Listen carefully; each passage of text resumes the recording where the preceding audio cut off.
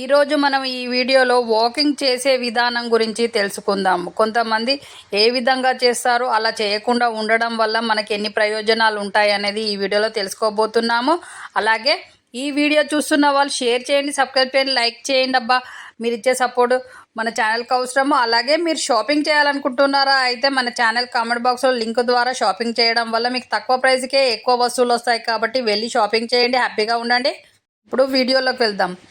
చాలామంది వాకింగ్ వెళ్ళే ముందు చల్లటి వాటర్ తాగి వాకింగ్ వెళ్తూ ఉంటారు. అలా చేయడం చాలా తప్పు.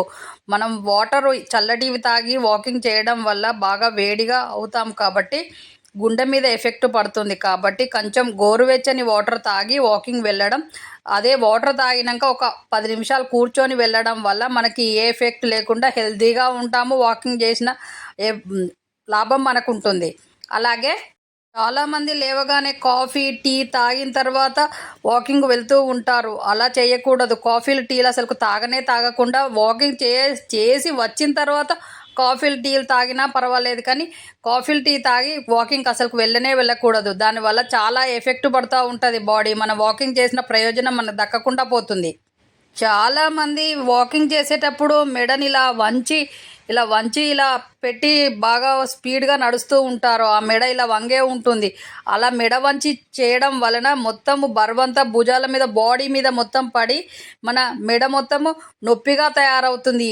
స్ట్రేట్గా మెడ పెట్టి వాకింగ్ చేయడం వల్ల ఏ ఎఫెక్ట్ లేకుండా ఉంటారు. కాబట్టి మనం వాకింగ్ చేయడానికి వెళ్ళినప్పుడు మెడను స్ట్రేట్గా పెట్టి వాకింగ్ చేయండి, మీకు అన్ని విధాలుగా లాభం ఉంటుంది. అలాగే వారంలో అన్ని రోజులు వాకింగ్కి వెళ్ళే బదులు వారంలో ఒక 2 డేస్ రెస్ట్ తీసుకోవడం వల్ల, ఒక 3 డేస్ వాకింగ్ చేసిన తర్వాత ఒకరోజు రెస్ట్ తీసుకోవడం వల్ల మన బాడీ అలసిపోకుండా ఉంటుంది.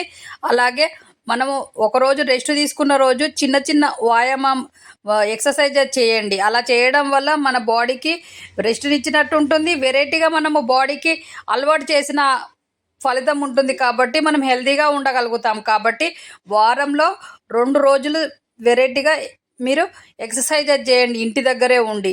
అప్పుడు బాడీకి ఏ పెయిన్స్ లేకుండా అన్ని విధాలుగా బాడీ సహకరిస్తుంది మనకి.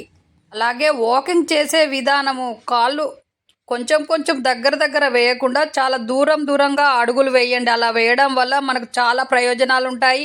మన గుండె హెల్తీగా ఉంటుంది, అన్ని పార్ట్స్ హెల్తీగా ఉంటాయి. కాబట్టి పెద్ద అడుగులతో వాకింగ్ చేయండి, మీరు హెల్తీగా ఉంటారు. అలాగే పెద్ద అడుగులతో వాకింగ్ ఎలా చేయాలనే వీడియో మన ఛానల్లో ఉంది, వెళ్ళి చూడండి. దాన్ని చూసి మీరు వాకింగ్ ఆ విధంగా చేయడం వల్ల మీకు హెల్తీగా ఉంటారు, ఏ వ్యాధి రాకుండా హ్యాపీగా కూడా ఉంటారు. కాబట్టి ఈ విధంగా చేయండి. వాకింగ్ అనేది ఈ విధంగా చేయడం వల్ల మీకు ఏ ప్రాబ్లం లేకుండా. చూసారు కదా, వాకింగ్లో చేయాల్సిన మంచి పనులు, కొన్ని తప్పులను మనం చేయకుండా ఉండడం వల్ల మనకి ఎన్ని ప్రయోజనాలు ఉన్నాయో ఆ విధంగా చేయండి. మీరు హెల్తీగా, హ్యాపీగా కూడా ఉంటారు, స్ట్రాంగ్గా తయారవుతారు.